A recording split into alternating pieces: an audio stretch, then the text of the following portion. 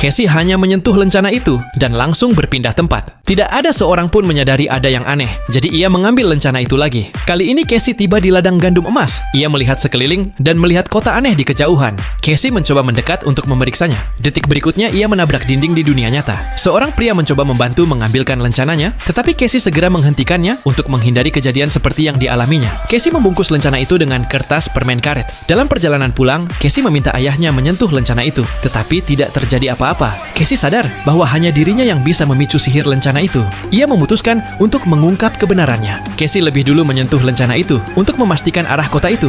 Lalu ia naik sepeda menuju ke sana. Tak lama Casey sampai di ladang yang sangat luas. Ia menyentuh lencana lagi. Kali ini ia tiba di kota itu. Casey sadar bahwa ini adalah dunia dengan teknologi yang sudah sangat maju. Ada kereta melayang dan mobil terbang. Roketnya pun bisa kembali sendiri. Melihat dunia yang seperti mimpi ini, Casey sangat bersemangat. Saat itu juga, daya lencana mulai habis. Casey tidak peduli. Ia hampir mengikuti sekelompok orang naik pesawat luar angkasa. Tetapi langkahnya tiba-tiba melambat. Air muncul di bawah kakinya. Casey berusaha naik ke pesawat, tetapi air sungai menariknya kembali ke dunia nyata. Setelah kembali ke rumah, Casey mencari informasi tentang lencana itu di internet. Ia segera menemukan toko barang antik. Jadi Casey pergi ke toko itu dan bertanya pada pemiliknya tentang rahasia lencana tersebut. Detik berikutnya, pemilik toko justru mengeluarkan pistol laser. Ia menembakkan senjata itu hingga menembus atap. Casey ketakutan. Kedua orang itu mengancam Casey untuk menyerahkan lencana. Di saat genting, seorang gadis kecil menerobos masuk. Ia bertarung sengit dengan pemilik toko. Akhirnya, gadis itu membalikkan badan dan mematahkan kepala wanita itu.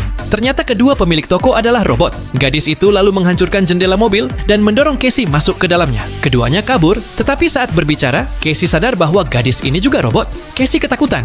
Ia menginjak rem dan mobil pun lepas kendali. Ia segera berlari kabur. Gadis robot itu berusaha menjelaskan, tetapi malah tertabrak mobil. Pengemudinya panik dan memeriksa. Casey pun memanfaatkan kesempatan itu untuk mencuri mobil pickup pria itu. Gadis robot itu bangkit. Ia segera mengejar mobil pickup itu. Ia melompat dan langsung masuk ke dalam pickup. Casey akhirnya tenang. Gadis itu pun mengungkap rahasianya. Ia berasal dari dunia lain yang berteknologi tinggi. Gadis itu menemukan bahwa bumi akan hancur. Jadi ia butuh bantuan Casey untuk menghentikannya. Sekarang pertanyaannya, apakah kamu mau hidup dan pindah ke dunia lain berteknologi tinggi ini?